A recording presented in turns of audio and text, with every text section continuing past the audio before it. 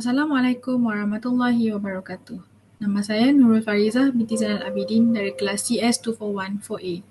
Sejak kebelakangan ini, ramai yang saya lihat di sosial media menegur seseorang dengan cara yang salah. Ada yang memeli, memaki, menghukum sesuka hati, malah ada juga yang menghina padahal kita tidak mengenali orang itu. Cara itu sebenarnya telah mencemarkan nama baik Islam. Tidak salah untuk kita mengajak mereka ke jalan yang benar, namun perlulah kena dengan caranya. Maka, tajuk saya untuk video ini ialah adab dalam menasihati orang lain. Adab yang pertama ialah niat. Apakah niat kita menasihati orang lain? Adakah sekadar untuk kelihatan baik atau kita lakukan kerana Allah? Semestinya, niat utama kita ialah untuk mendapat keredaan Allah dalam berbuat sebarang kebaikan. Dengan adanya niat yang baik, insya-Allah pasti Allah akan membantu dalam menyampaikan nasihat itu, sekaligus membantu menggerakkan hati orang yang kita nasihati. Seharusnya seseorang yang ingin memberikan nasihat itu perlulah bersih dari segala bentuk niat yang terpesong, kerana ia akan memberi kesan ke atas nasihat yang ingin kita sampaikan.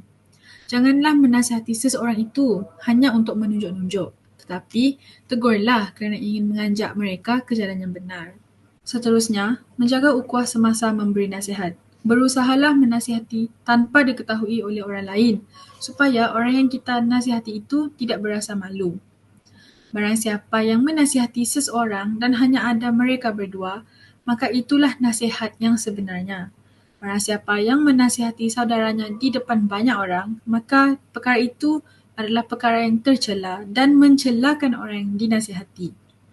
Islam mengajar umatnya supaya mempunyai akhlak yang tinggi. Ini menunjukkan bahawa Islam amat menjaga hati dan maruah orang supaya tidak berlaku perpecahan. Yang ketiga, hati kita perlulah bersih. Berlemah lembutlah dalam memberi nasihat. Gunakan bahasa yang halus dan menegur hanya untuk perkara-perkara yang salah. Sekarang, ramai yang menggunakan perkataan yang sangat teruk untuk meluahkan nasihat, seperti contoh tarbiyah sentap.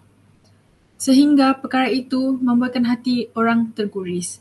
Dalam ceramah-ceramah atau kuliah-kuliah yang berbentuk menasihati, ramai juga yang gemar menyatakan salah orang lain seolah-olah mereka melakukan perkara yang sangat jahat dan sudah tiada ruang untuk mereka bertaubat.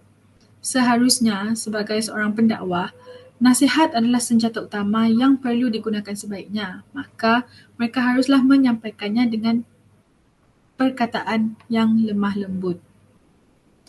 Kemudian, gunakan cara yang betul untuk memberi nasihat. Maksudnya, kenalilah lebih dekat lagi seseorang itu dan dekati dengan cara yang betul sebelum kita memberi nasihat.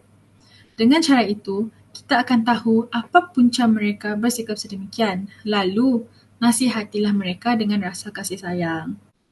Akhir sekali, beri waktu dan ruang kepada orang yang kita nasihati untuk berubah. Mengubah sifat buruk atau kesalahan yang dilakukannya adalah salah satu perkara yang sukar untuk dilakukan.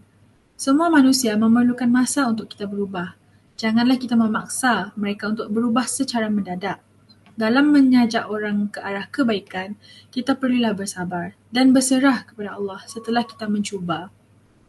Namun, sebelum kita menasihati orang lain, lihatlah juga pada diri kita sendiri. Allah berfirman, "Wahai orang-orang yang beriman, mengapa kamu katakan sesuatu yang tidak kamu kerjakan? Itu sangatlah dibenci di sisi Allah jika kamu mengatakan apa-apa yang tidak kamu kerjakan." Jadi kita perlulah bersedia juga untuk dinasihati kerana manusia tidak sempurna. Sekian itu saja daripada saya. Terima kasih.